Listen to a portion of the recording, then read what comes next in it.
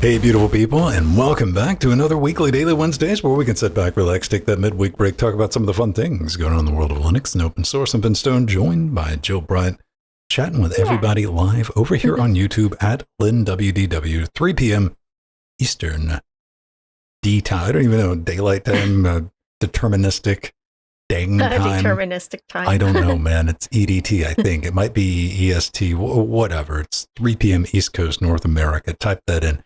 You'll be able to figure it out. Or just like click the notification bell button and you'll get a notification when we go live. Pop in, come say hi. We'll say hi back. We always do a little bit of a pre-show and post-show that you might be missing out on. Of course, if you want that in podcast format, become a patron, patreon.com/Linux Gamecast. This week we got GNOME or GNOME or just GNOME. Got a new version out, 49. Cloudflare is backing Ladybird. I'm really excited about that. M.2 hats for the Raspberry Pi 5, but they're little teeny tiny ones. They're little miniature hats.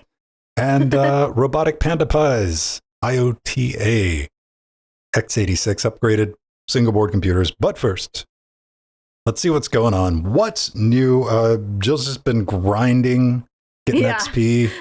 Just playing, you're playing Genshin Impact like I wish I was playing Hollow Knight Silksong, man. Oh, yeah. I have been playing that a lot. And Wuthering Waves. In fact, I have a Wuthering Wave shirt as well. So I've been enjoying it a lot. You can tell for the audio listeners that it's a Wuthering Wave shirt because it's just a black shirt that just says Wuthering Waves on it. Yeah. Yeah. This was their first official shirt, like, you know, because it's still fairly new. So. But that has been a lot of fun. It's been kind of a hard week for me, so that has been really nice to be able to play all the games and have fun with that and keep me busy at work as well and podcasting. Speaking of podcasts, I just put out a new podcast. I've been working on Yeah, you have. I need to watch your last episode. I should say listen to your last episode. I put it on the speaker and look at it. Like, Yeah. You can do that. I'm talking about IntPOD, the Interfacing Linux podcast, which is a gear shift. It is a couple of things, the upcoming projects I'm working on in Interfacing Linux, just stuff I'm dealing with, trying to work my way through the TechTube small time ecosystem, the single board computer stuff, gaming, audio, video production, and just what I find interesting and like how to get into some of this stuff I've learned along the way. And something I talked about in the most recent episode is what do you do when a review sample literally explodes on you? Because I had that happen. I'm like, how do you deal with that? You can find it on iTunes or on Spotify. There's an RSS floating around if you want to punch it in right there. Just do a search for IntPOD. You'll be able to find it. This is the first real episode. There was an episode 00 where I was just like, here, let me just see if I can work out a format. Give it a listen. Talking about a bunch of things in that one. Relatively short. They're under about 30 minutes. I like to keep them like that. Or Interfacing Linux, there's a Spotify, or there'll be a link in the video description. I'll try to remember to pop one down there. Cool. But in the pre-show, we were talking about a couple of things. One is I was checking what I got in the post. I'm like, well, this is potentially interesting. I have no idea what it is. When you got up, I was like, let me see what this is. Oh. It was kind of that new. This is the box for the Razda Dragon Q6A. Oh, sweet. Nice. It's got a Qualcomm 8-core SoC in it. Question. I genuinely was Googling this. It's just kind of showed up in the mail. One thing I do in big shout out to Razda. It's like they'll just send me stuff. There's no like emails of like, hey, we'd like you to maybe. There's like do something with it if you want. But what got me interested in this? Couple of cool things. What I read through on the board is it also came with a smaller green box, Jill. The smaller green box, a little tiny green box compared to the other smaller green box that you might see here. This is an UFS module. So I know what that is. eMMC, but NVMe speeds. Yeah. Oh, you think if eMMC is a lot faster than your SD cards. They usually get like 260, 250 megabytes per second read writes. a lot faster in your SD card. This is over a gigabyte a second. I at least want to test that out and play around with it. But that's not what I wanted to show you, Joe. What?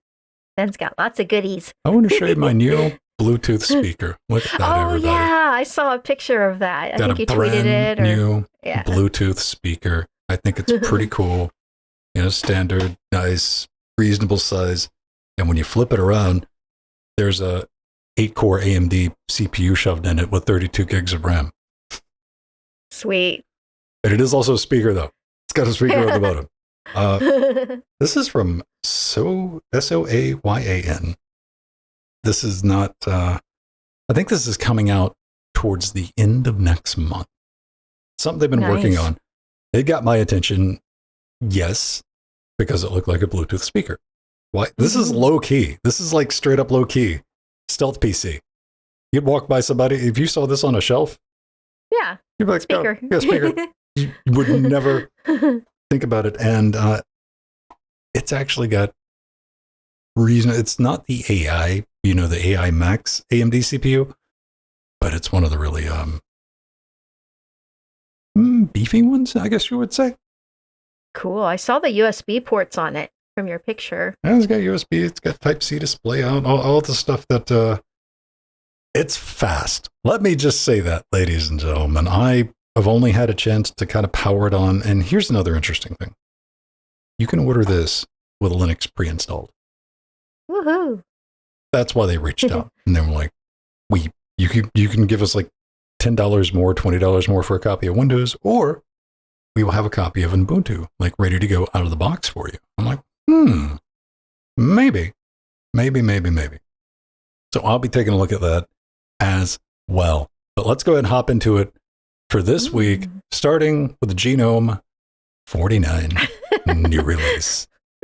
Yeah, so the GNOME 49, you can say GNOME, GNOME, or GNOME 49 desktop for Linux has been released with some major new changes and features. This actually was supposed to be the first version of the GNOME desktop that doesn't use Xorg X11 by default. But there were some issues with that. So the Wayland default desktop of GNOME will be moved to the GNOME 50 release so they can do more testing and get those bugs fixed. And a new feature of GNOME 49 includes a do not disturb toggle and per monitor brightness sliders and quick settings. That's going to be very handy. Improved fractional scaling calculations, which leads to sharper and clearer text and user interface rendering. That is always a good thing because sometimes even with my bad vision, I notice there's blurriness on the edges, especially when I'm zooming in. So it's going to be nice to have that clearer text. And the GNOME box's default virtual machine storage disk was increased from 20 gigabytes to 30 gigabytes, which is actually a really big change and honestly makes sense since the default storage capacity of Linux distros is sometimes above 20 gigabytes, depending on the distro. And I use actually GNOME boxes a lot to run virtual machines. So this is going to really come in handy because there are many times when I have to increase that number from 20 to, I usually put it at 40 or 50. So that's really good to hear. And also the Showtime video player replaces Totem as the default video player. And Papers replaces Events as the default document viewer. A lot of software default changes in this release for sure. And GNOME Web, originally Epiphany, now includes improved ad blocking, an estimated reading time feature, and an address bar media mute button. That's just those little improvements make a really big deal because GNOME Web honestly is one of my favorite open source browsers. In fact, I install it even when on desktops I'm not using even GNOME on. And because it has come a really long way to becoming a robust and full-featured web browsing alternative, it's not just an HTML viewer anymore like it was originally intended. It's really a full-featured web browser now, and that's awesome. And it's independent, which is really nice. And make sure to check the links in our show notes for more new features of GNOME 49. There are hundreds. And to check out the latest GNOME 49, you won't have to wait very long, as it is expected to arrive with Ubuntu 25.10 and Fedora 43. And of course, rolling release distributions like Arch Linux, Endeavour OS, and Cashy OS will have it available as soon as it is pushed out to the repos. So you can go and test it now if you want to. Or as soon as the distributions get it in the repos. GNOME. Do I still need to install GNOME tweaks? Or optionally crack open a terminal just to get apps to open in the center of the screen? Yeah. Instead of the upper left-hand corner? Because the answer to that's yes. Yes. That is annoying. Unless you're using Pop OS. I run into this testing these mini PCs and a lot of these single board computers because they are just shipping GNOME by default. And I traditionally I use XFCE, but like GNOME is like the default thing. I'm like, well, I need to learn how to use it. That drives me up the wall. Yeah. I can see what it does. It does me too.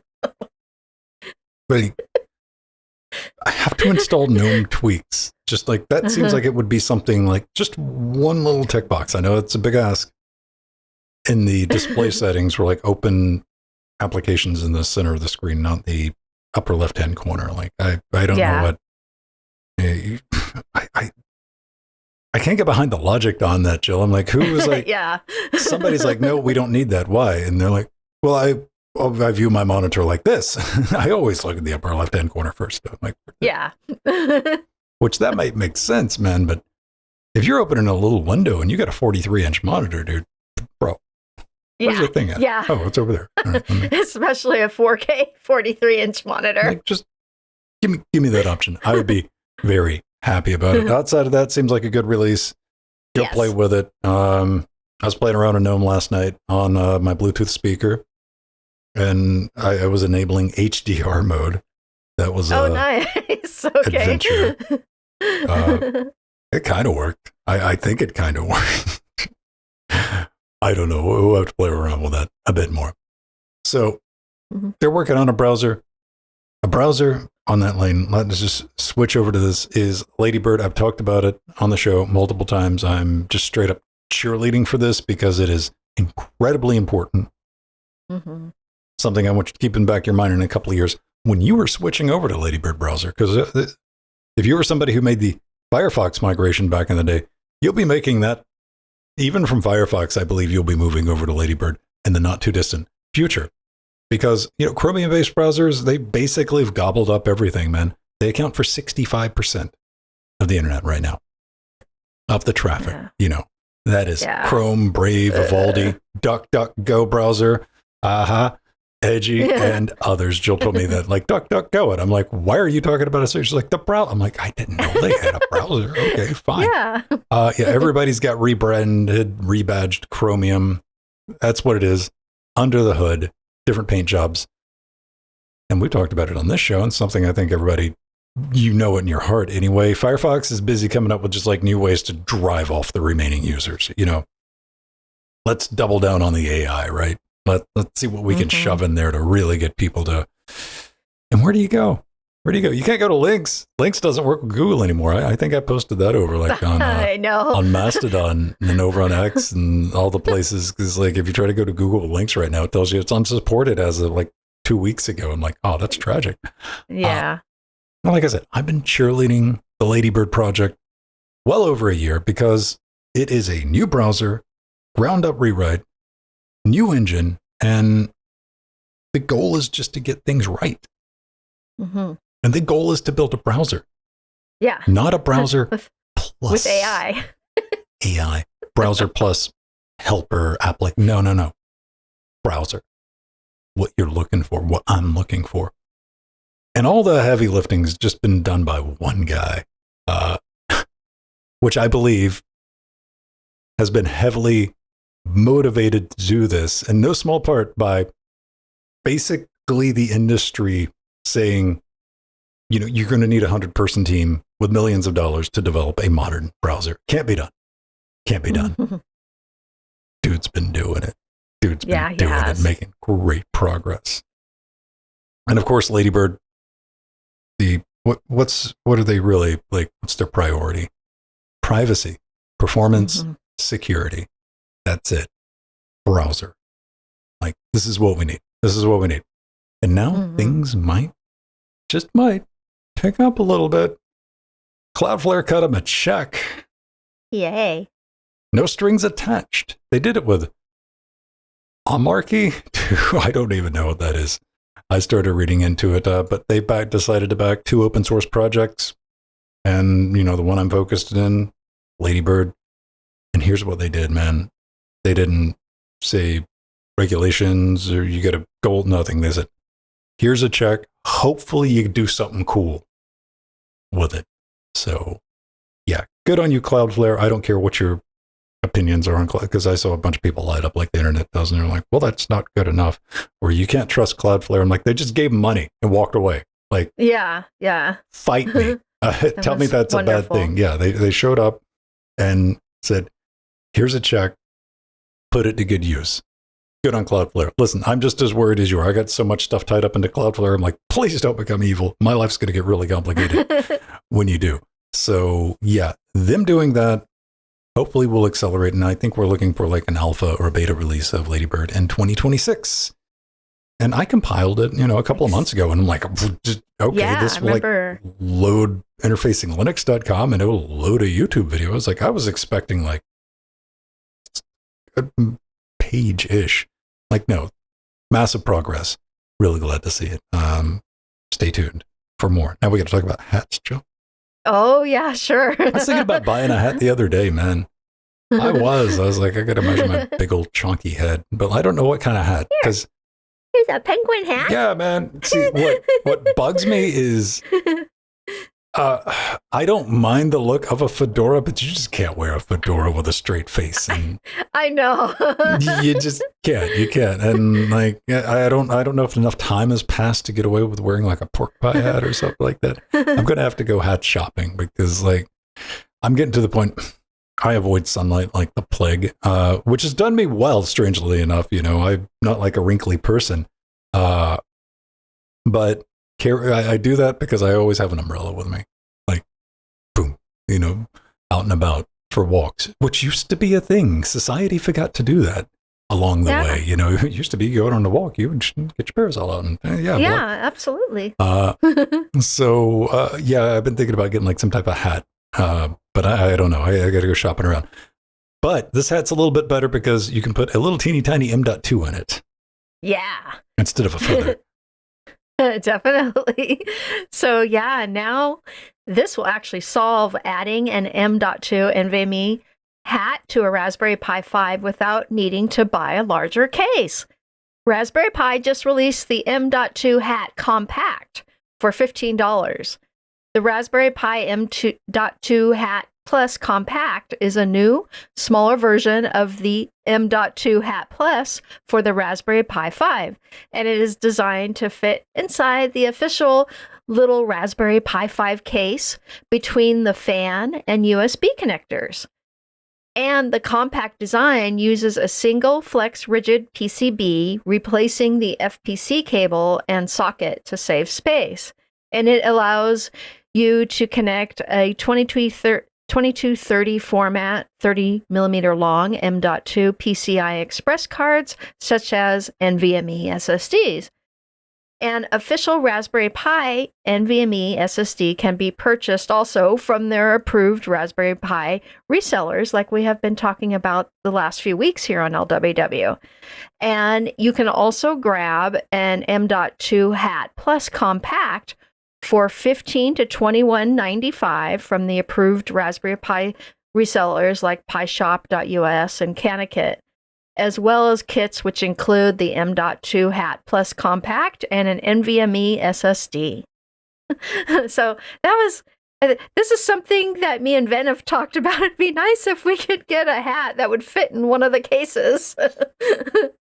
So here we have it. That's nice. The only thing I've talked about is how ridiculous that ribbon cable is, Jill. Well, that is true. Yeah. Yet you need that for a hat. Yeah. Now, at this point, it's just almost a comic bit, but yeah, that I'm like, what's going on? Warning, you need to read this, though. You can use this with an active cooler, but it's not going to fit in the case if you do. Yeah, because the case comes with a fan. No, if you got like the little dinky, there's nothing wrong with it. I mean, it's better, air is air, but the active cooler is better. But if you're just using that, it'll work with that. But if you have the active cooler installed in the case, you're not going to be able to put this on top of it and button everything up. So you need to keep that in mind. That's cool. It's $15. Yeah. Like if you want to put one of those little short boys in there, that'll work. That's cool. I have nothing against that. Yeah. It's nice to have an option now that fits in a regular case. That's going to help a lot of people, actually. Do we think, just maybe, just possibly, the Raspberry Pi 6 will have a regular M.2? I'm hoping, yeah. I have a feeling. I don't know. I have this feeling that that's going to happen because so many Is of your the feeling other... based on literally everybody else having one? Yeah, kind of. To compete. Literally the $40 RISC-V board I bought has two. Yeah. I'm like, come on, guys. Come on. There we go. Yeah, pretty cool piece of kit. Go check it out. Last bit, switching gears. We're going to stay on single board computers, but yay! Instead of Arch 64, we're going to be going back over to x86. LattePanda's got a new board out. Pretty cool. Pretty interesting. It's the LattePanda IOTA. It's an updated version of the original V1, which is kind of old, man, because that little critter in it had an Intel Atom. Oh, boy. This one, orders of magnitude faster compared to an Atom, because it's got an N150 in it. Not an N100, but an N150. Comes with up to 16 gigajoules of the LPDDR5 and 128 gigs of eMMC. Look at that. There it is. Okay. Not bad. Not bad. Pretty cool. Mm-hmm. 3 on board USB 3.2 Gen 2 pulls and 4K 60 output. Pretty decent. We got some benchmarks down here. Yeah, this thing is, this is something I talked about like all the way back when I did the Rosdex 4 review, the N100, right? Yeah. Yeah, these things trounce. Yeah, N150, that's pretty sweet. You look at the Atom X5 Z8350. It's like, well, those are numbers. All right. Yeah. I recently ran a benchmark like that. I was like, well, those are numbers. Okay. The Celeron 5105 Wi-Fi, which is slower than a Raspberry Pi 5. Raspberry Pi 5 is doing about 1550. What is this? What benchmark is this? Oh, it's Geekbench 6. Yeah, all right. That's numbers. And this one's clocking in about 2820 on multi, and I'm guessing 1193 on single, which is pretty good. Pretty good. There it is. It's got the chip on the back like a lot of these boards do. It's going to require heatsink and fan and all that. And it's a drop-in replacement, which I think is really good. Exact same form factor. Mm-hmm. You can pull out your old one if you got a bunch of equipment for it and just pop this in and everything's still going to work. And it's going to run you about $130. And I think this is neat. I mean, it does beat the pants off of a Raspberry Pi 5, like in just raw performance and like stuff that it can do. But Jill? Yeah. You're still going to need a stupid ribbon connector. Oh, yeah. Because this doesn't have an M.2 slot on it. I mean, it's got an E key with a Wi-Fi, but there's it's got one of those, same thing, FPC, PCI Gen 3 connector on it. And I'm like, boo. See, I'm not giving you just a hard time, Raspberry Pi. I'm not picking you. My anger's not with the Raspberry Pi. It's with that stupid ribbon connector. That ribbon cable. But it's supposed to be more flexible now, so that's good. Well, that's good. I mean, yeah, there you go. The interesting thing about this is they've been doing, LattePanda's been running some contests and stuff like that for people designing new hats and kits and shells and stuff like that for expandability. And these seem to be very popular for that. And it comes in 2 flavors with a passive heatsink where you don't have to worry about a fan. You're not going to get like the best performance out of that, but it's silent, and they'll have an active. kit as well. I think I got one of these coming in for a review. I don't know. Maybe, maybe not. I think they said they were going to send me one.